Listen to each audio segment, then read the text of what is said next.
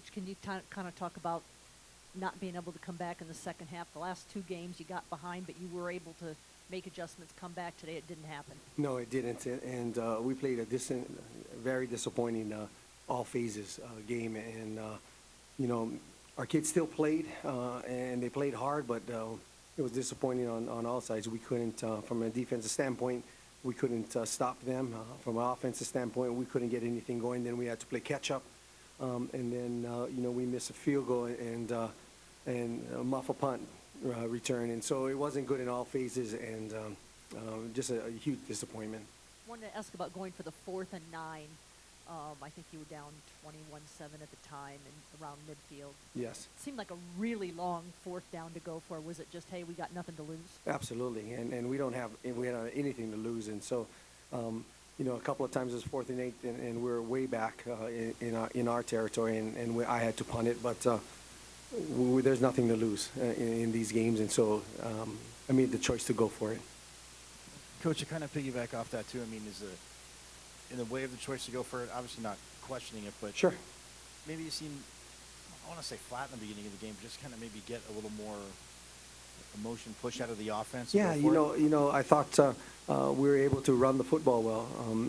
They were sitting on a lot of stuff. A couple of drives, we didn't get to the sticks, and when you're in 3rd and 5, those plays are the chains or stick plays, and then you're 4th and 6 and you're half a yard short because you don't pass it's just awareness. And then a couple of drives we had penalties that we couldn't recover from, and so it just wasn't good from an offensive standpoint, and I'll take the blame for that. Hey, Chris. Shaun, do you think that there's been a cumulative toll with the players because they've been through so much and you've had injuries and illnesses and coaching changes and everything? Yeah. And second part of that would be, is there any concern about that carrying over to Arizona? I don't think it's a concern carrying it over. People talk about it, a one-game season, and it truly is now a one-game season for us. Have they been through a lot? Yeah, they've been through a lot of injuries, and everybody else is playing through injuries, and so has it accumulated? Maybe a little bit, but our guys are trying, and so now we have 5 days to get ready for this one-game season. That it means a whole lot to a lot of people, and especially our team as well. And so we got to get back on the horse and get going and get ready for U of A. Coach, Lena Washington, 12 News. Kat and Kyle was out here already looking ahead to next week. Do you want your players to flush this, or do you want them to feel this going into next week's final game? I think right after the game you should feel it, because if you're a competitor, losing is never good. But again, we got 24 hours.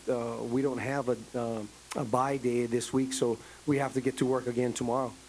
So everybody's going to come in, get to work tomorrow. We got to go and practice on Monday, so there is no time to think about it. And so again, we have to get right back on it and get ready for Friday, because we're losing that one day. But yes, absolutely, we just flush it down the toilet and let's go. Hey, Coach, Jack Loader, Devil's Digest. What did you see from Trenton and the receivers today? Why do you think there was nothing going in the passing game? Just fluidity. I think that, they squatted a couple of times on stuff and gave us the chances to hit those. I didn't think we were on par. I think we have to have feet under us when we throw the football and things of that sort. But we just, from a fluidity standpoint, we just weren't getting it done. Coach Scott Sandui, House of Sparky. Can you talk a little bit about how important next week's game is, with it being a rivalry, but with both teams not going to a bowl game? And now it's all for pride, and that's huge. Now, both teams, and I don't even know what the score in the other game is, but if both teams don't go to a bowl game, now it's all about pride. They have something to prove, and we have something to prove, to make sure that we keep the cup here. And so now it's mano a mano, and who's going to be the best team, and we're going to go down there and try our best and put out the best product that we can. And we got 5 days, and we got to get ready to go. And then, Coach, it seemed like defensively in a lot of the runs, guys are getting there and just they're making little adjustments, maybe missing some tackles. What did you see more so in the second half with Oregon State running the ball as well? I just think we're not following through on our tackles. We get them pinned up and they're running right through our tackles, and that's not good. A couple of times that we have them trapped in the backfield, and then they squirt it out, and that's just from a fundamental standpoint. And you're right, Mike, it's just not tackling well. And we got to go about and fix that. Yeah. Go ahead, Mike. I was going to say, and to follow that too with obviously the Arizona game, when you have to get ready quick like this, when you've coached for a long time, is it almost kind of good to flush this even quicker, make it easier to flush it, considering that you're getting back to ready, and like you said, losing that one? Absolutely. You know, we'll forget about it tomorrow and game plan. You know, I told the coaches usually they come in, they have to watch film at 11 o'clock after they get home at 2 o'clock in the morning. But now we're going to have to get home, and they got to come in real early to get prepared for U of A. So we're going to flush this one, get ready for U of A, and so we have to have our practice scripts and our plan ready by Monday morning. And so there's not going to be a lot of sleeping for our coaches, and our kids deserve that. So. Nicholas O'Donovan for No Winchell, Coach. Just with Oregon State's passing, I know they didn't pass the ball too much, but just kind of with the coverage, what did you see from your head coaching position there? You know, I think they do a great job, you know, with their play action. You know, they run the stretch really well, and when you're effective running the stretch plays, all the boot stuff that comes out, and they're effective doing that. And then when you get dirty eyes trying to stop the run, and they do well with their tight ends, and so I just thought they game planned us pretty well. Yeah, Coach, since you've taken over, you've been able to, no matter the result, you've been able to praise the result, praise the effort of your guys. Yes. I didn't notice you didn't specifically do that when you sat down today. Do you still feel that way today? Absolutely. They have nothing to be embarrassed about.